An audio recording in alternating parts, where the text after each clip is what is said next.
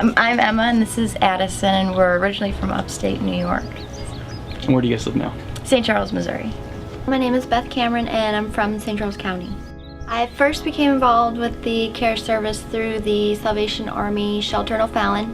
I was running out on time at the shelter and I didn't have anywhere to go. I went to Youth in Need for Teen Mom classes, and at the time I was homeless, and my Teen Mom youth group leader had actually stepped in because I'd been living in my car at the time, and she had called St. Joachim and set up an appointment, and when I came for the appointment here, they decided to help us out getting us an apartment and paying our rent for a couple months, and also getting us in different programs like the food pantry and adoptive family and everything.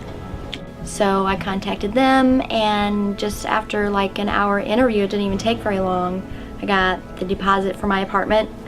I got furnishing. My entire apartment was furnished. I got brand new mattresses for me, and I have 2 teenagers, and huge amounts of food.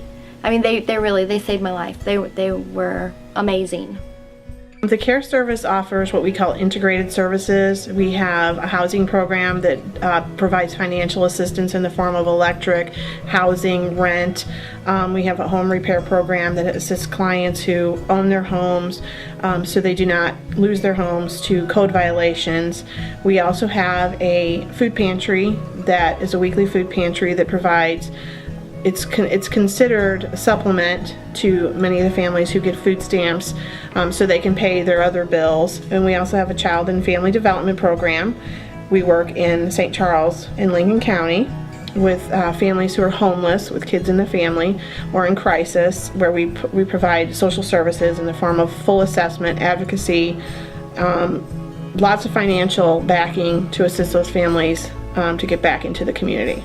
When clients come in, they are asked to bring a lot of documentation, insurance, social security cards for everybody, bank statements, paycheck stubs, a lot of documentation that is required by our funders. We receive state, local, federal funding. So we have a lot of requirements we must meet to even write a check.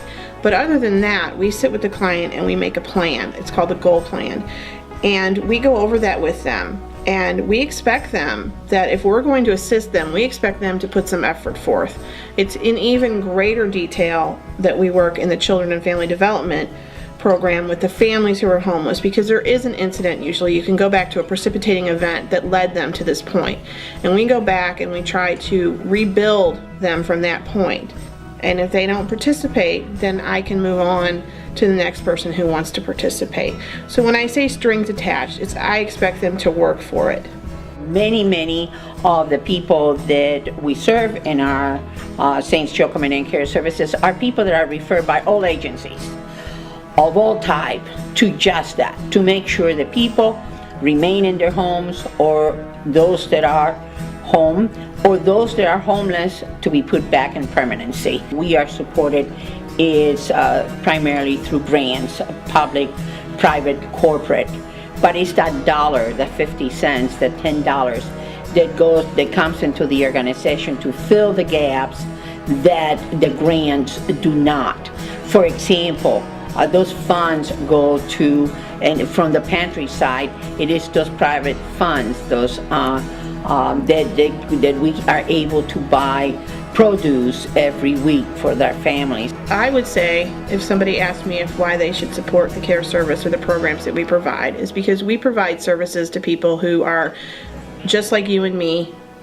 If one thing happened in their life that was wrong, one death, one loss of a job, one car blow up, and your whole life can spiral out of control.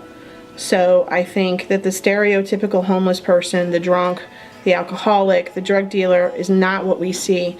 We see single mothers who are struggling, but for the grace of God, they are not, you're on the other side being able to help them.